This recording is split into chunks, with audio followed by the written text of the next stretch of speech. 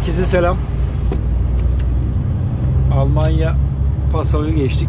Deggendorf falan. Oralardayız. Sınırdan yani yaklaşık 1,5 Avusturya-Almanya sınırı Passau bölgesinden 1-1,5 saatlik mesafe uzaklıktayız. Girdiğimiz yollara bakın. Orman yolları. Çok güzel yollar. Yani yollar yollar için süper diyemem ama hani belki simetri olarak ya da yol yüzeyi olarak güzel durumda ama hani geçtiğimiz yer olarak çok da güvenli bir yer olduğunu söyleyemem.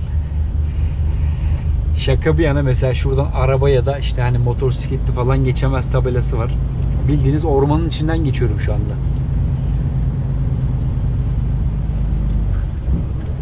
Hafiften yağmur falan da yağıyor. Burada da odun kesmişler. İşte Almanya'nın ormanları buraları. Burada her an her şey olabilir. Karşınıza her şey çıkabilir burada. Hele gece falan çok sakat. Şöyle bir durup bakalım ya.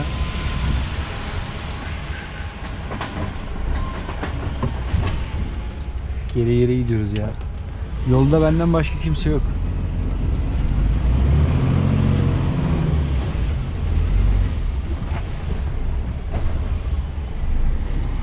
Arabayı geçelim. Şurada arkamızda araba varmış. Görmedik arabayı ya. Pardon. Ormana bakacağız derken adamın yolunu kapatıyorduk yani. Hiç yapacağım bir şey değil aslında. Ama Allah'tan beklemedi zaten. Biz böyle acelemiz yok. Şimdi adrese gelmek üzereyiz zaten. Temiz hava ala gidelim. Yeşilliğe bakar mısınız arkadaşlar? O kadar orman, yani çok orman var buralarda. Şimdi tarlaya çıktık. Bu arada sağa da bakalım da sağdan götürmeyelim. Bambaşka ya. Sessiz, sakin.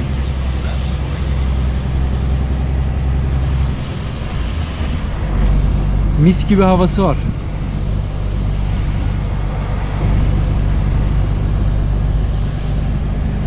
Gerçekten mis gibi havası var. Neresiymiş? Winkelmoos. Burada hep mesela çiftçiler falan var. Burada %15 eğim var diyor. Yani sakat. Buradan girmese miydik acaba ya?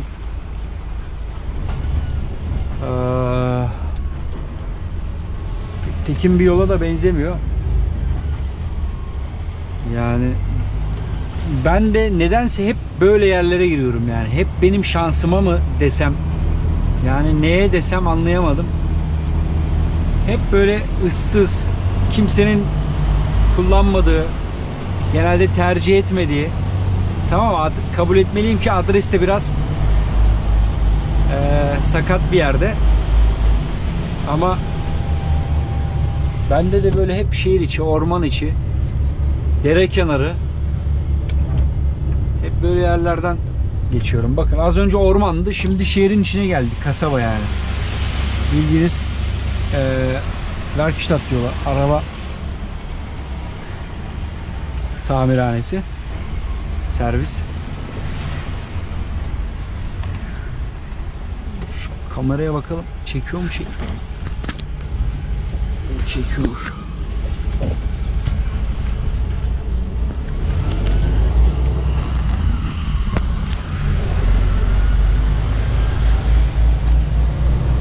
Evler var işte. Çiftlik evleri falan, hep böyle daire falan bulamazsınız zaten böyle yerlerde. Hep şeyler, bunlar kiliseleri. Her yerde, her köyde, her yerde kiliseleri var. Hafif bir mezarlıkları var burada.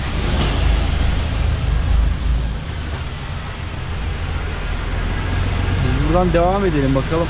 İnşallah tırın geçebileceği bir yerler vardır. Bakalım, ileride de yol çalışması var ama.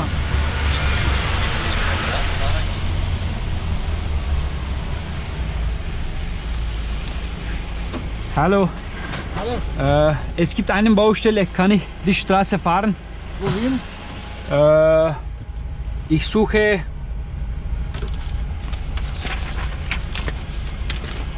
Firma Ottos Spanner. Ja, immer gerade. Immer gerade. Immer gerade, ja. Passt schon. Danke.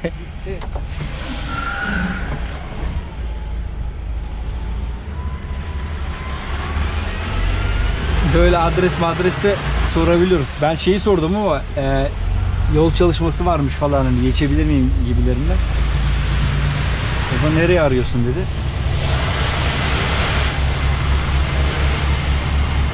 Ben de firmayı arıyorum dedim. Yol çalışması da buradaymış yani.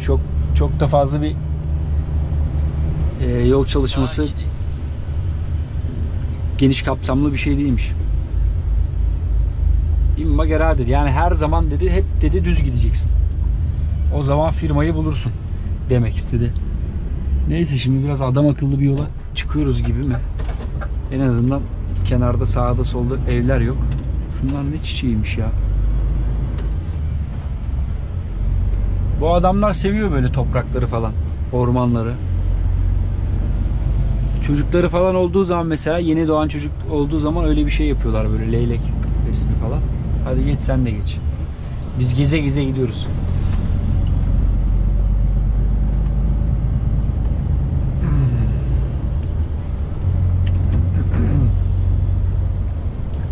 Arkadaşlar böyle sollama durumunda mesela, şimdi burası gidişli gelişli bir yol. Sollama durumunda tabi belli başlı kurallar var. Ne yapmanız gerekir? Onu başka bir videoda anlatacağım ama mesela yani onun için ekstra bir video çekeceğim. Ama sollama durumunda mesela beni sollayacak bir araç. Ben onun önündeyim doğal olarak. Beni sollamadan önce kendi arkasındaki trafiğe bakması gerekiyor. Hani onun arkasında da sollayacak olan birisi var mı diye. O sebepten dolayı eğer kimse yoksa sinyalini verip sollamaya çıkabilir. Tabii önündeki araçla, yani önündeki araç ben oluyorum. Ortadaki sollayacaksa önündeki araç ben oluyorum. Yani beni sollayacak. O yüzden benimle de arasında bir mesafe olması gerekiyor. Sollama mesafesi. Çünkü sola bakacağım derken şimdi karşıdan araba gelebilir. Arkadaki adamın ileriye karşı mesela düz yolda görüşü pek fazla yok. Biraz böyle sola çıkıp bakabiliyor. Araba geliyor mu gelmiyor mu? Ona göre sollayacak beni. Gelmiyorsa sollayabilir ama tabii sollayabilmesi için önünde görebileceği geniş bir mesafe olması lazım. Şartlardan birisi de uzaktan araba gelmemesi. Uzaktan gelmiyorsa ya da hiç araba gözükmüyorsa o zaman sollayabilir. Tabii böyle sollama durumlarında arkamdaki araç şimdi beni sollayacak o pozisyondayken yani hızını aşabilir. Hız limitlerini aşabilir. Bunların toleransları var devlet tarafından. Yani cezai işlem uygulanmaz. Benim bildiğim böyle. Belli bir yere kadar. Çatıyı götürmeyelim ya. Çok sağlı gittin mi burada uçurursun çatıyı. Yani aslında uyarı koymamışlar ama koyabilirler. Sakat.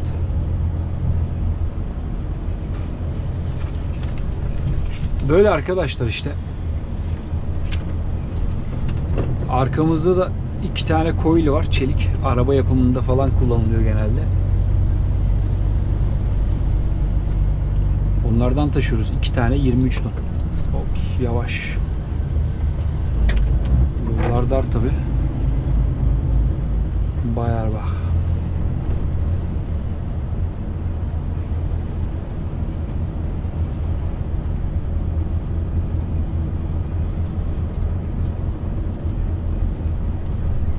Tırla orman yollarına daldık. Şimdi şehir içindeyiz.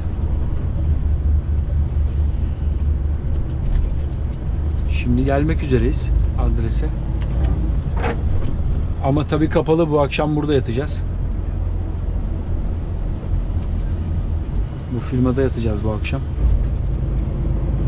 İnşallah önünde yer bulabilirim.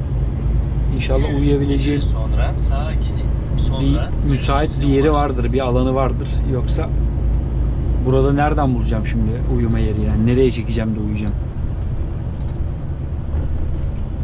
Çok sakat. Ha, burası galiba yeri de yok. Sağa gidin. Var mı yok mu hiç anlayamadım yani. Vallahi bir şekilde gireceğiz yani. Şurada falan uyuyacağız. Ne yapalım?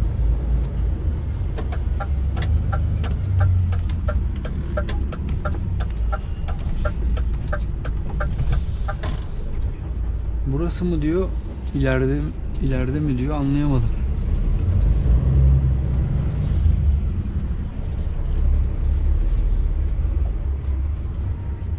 Burada hala takılanlar varmış. Bakın bir soralım buraya. Ondan sonra uyumaya bir yer buluruz arkadaşlar. Kendinize iyi bakın. Görüşürüz. Bay bay.